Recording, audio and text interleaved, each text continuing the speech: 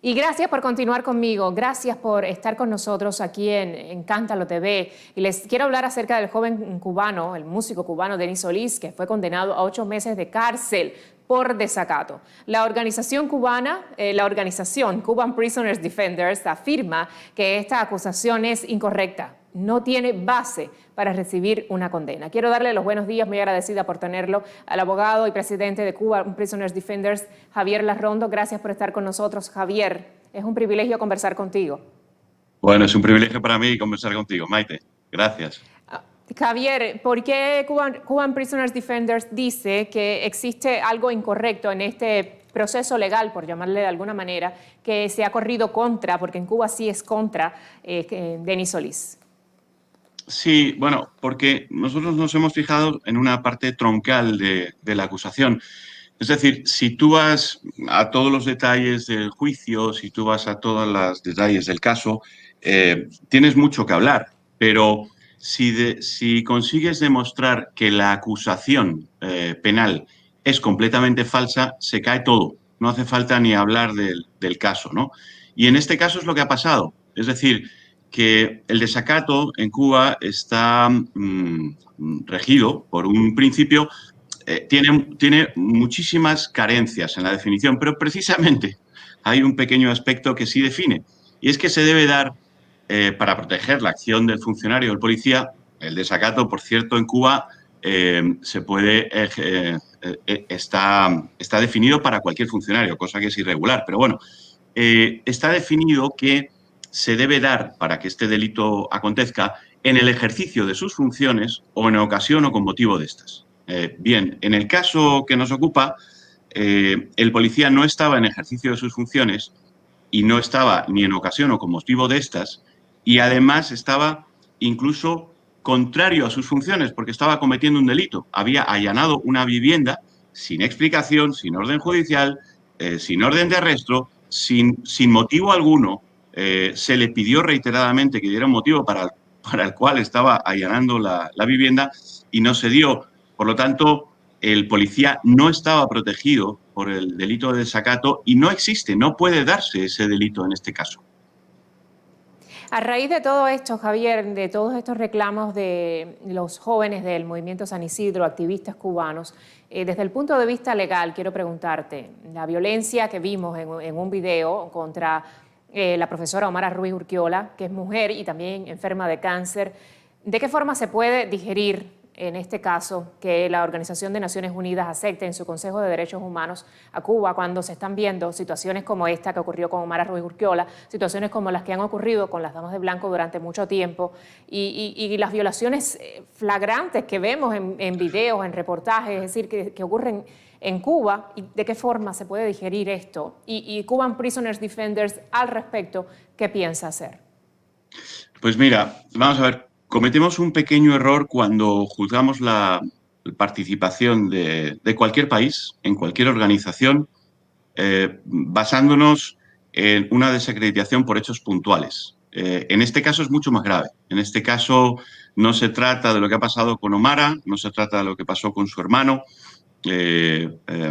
Ariel, no se trata de lo que ha pasado con X personas, se trata de que Cuba ni siquiera es firmante de los pactos fundamentales que dan lugar al Consejo de Derechos Humanos y al ámbito de trabajo. Ni siquiera es firmante. Tampoco ha firmado los protocolos que le permiten hacer un seguimiento de su cumplimiento de otros protocolos que sí han firmado, de otros tratados.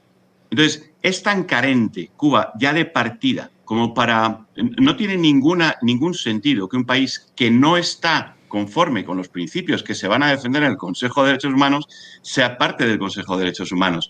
Es como meter en la Unión Europea de pleno derecho a China sin ser parte de la Unión Europea. Es que sería algo ridículo. Bueno, pues esa es la carencia, esa es la problemática fundamental cuando hablamos del problema de la inmersión Cuba, Venezuela y otros países en el Consejo de Derechos Humanos. Tiene una laxa definición de entrada y no han conseguido, y eso ha sido un fracaso del mecanismo de Naciones Unidas, no haber exigido a los países que cumplan una serie de requisitos para ser parte del Consejo de Derechos Humanos. Y ahí tenemos, de estas mieles, de esas definiciones, nos vienen estos lodos, ¿no? Javier, a raíz de todo esto también hemos visto un movimiento de solidaridad bastante fuerte que me ha llamado mucho la atención, que ha ocurrido en diferentes países donde existe cubanos o donde existe gente decente que reclama libertad y derechos, que es lo único que pide este grupo, Movimiento San Isidro, con esta huelga que están realizando. Nada más, no es nada del otro mundo. Pero dentro de la isla de Cuba también varios miembros de la oposición se han proclamado a favor de esto que está haciendo el Movimiento San Isidro, y uno de ellos ha sido el ex prisionero político del Grupo de los 75, Iván Hernández, en la ciudad de Colón, a quien veíamos ayer manifestándose. Y quiero compartir este video contigo, en el que cuando él está diciéndole manifestando lo que piensa, pues es arrastrado violentamente por la policía. Vamos a ver, producción. Son imágenes.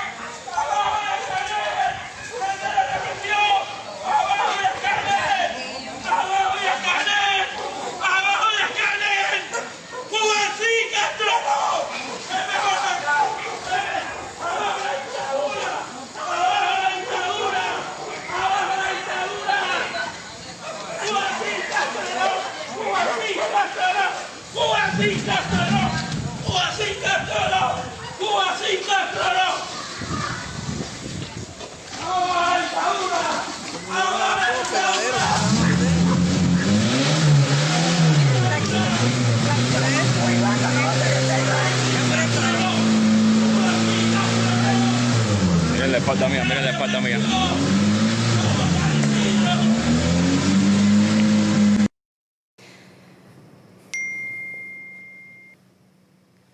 A ver, esto no es nuevo, esto lo vemos prácticamente a diario en la isla de Cuba. Javier, si pudiste ver el video de Iván Hernández Carrillo, un hombre extremadamente valeroso, un hombre que ama y defiende la libertad, y por eso sufrió cárcel y por eso sigue cada semana siendo detenido, arrestado. Afortunadamente, pues él fue liberado ayer antes de que se cumpliera el ultimátum que le daba la oposición. De las 8 en punto de la noche lo liberaron, creo que a las 7 y algo de la noche de ayer lunes.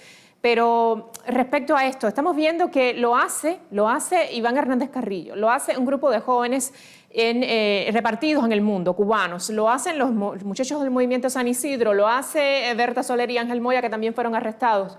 Pero mi pregunta para ti es, ¿por qué no vemos un pronunciamiento? Y fíjate, rectifícame si estoy equivocada, pero ayer yo me di la tarea de entrar al Parlamento Europeo y de entrar al Twitter de Dita Charanzova, vicepresidenta del Parlamento, y no encontré ni una sola manifestación al respecto. Es decir, como que no está llegándole a la gente que hay un grupo de varias personas haciendo huelga de hambre ya hoy el 6º día, y varios de ellos que se han sumado después. ¿Y por qué no se habla de esto, Javier? Bueno, hay varios motivos. En el caso de Dita Charanzova no existe ningún motivo restrictivo. O no, Dita no sé si lo sabes, pero yo creo que sí, conoces de su acción.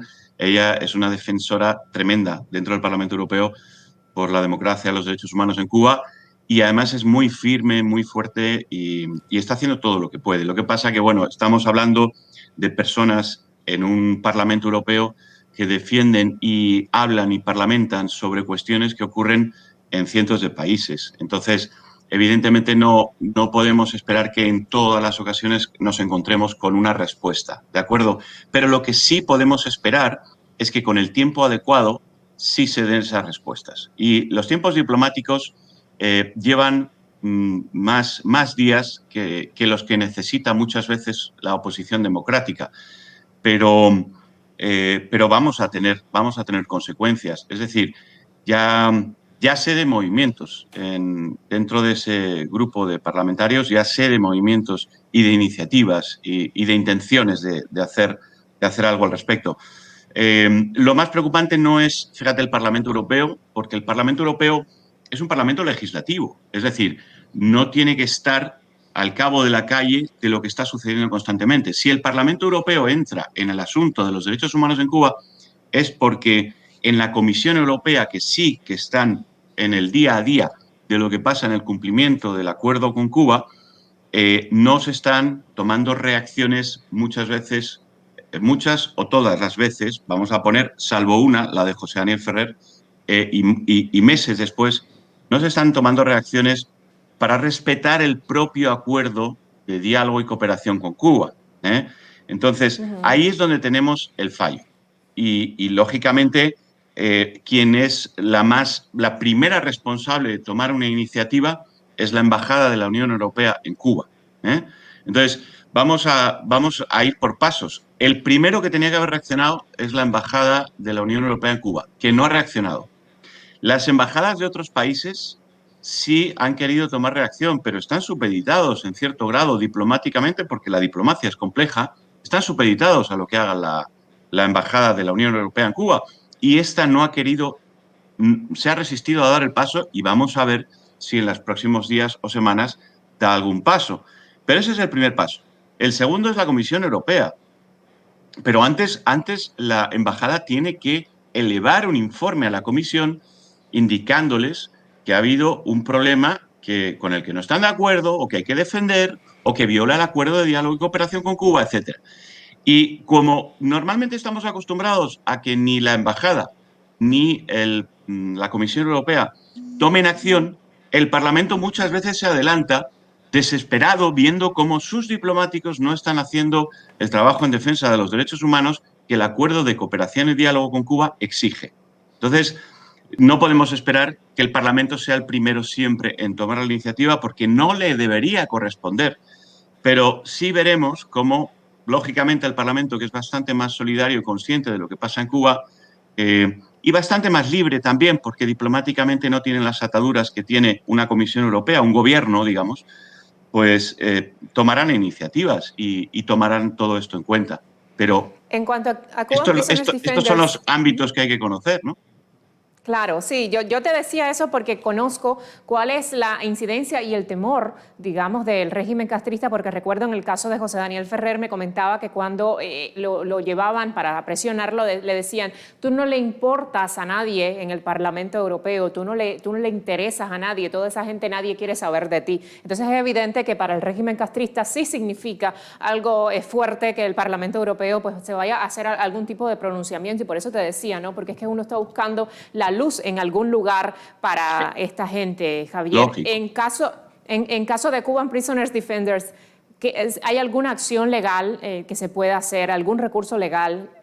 La gente en Cuba desconoce de qué forma puede hacer una denuncia, de qué forma, a qué organismo internacional, digamos, pueden acudir para denunciar lo que les está pasando.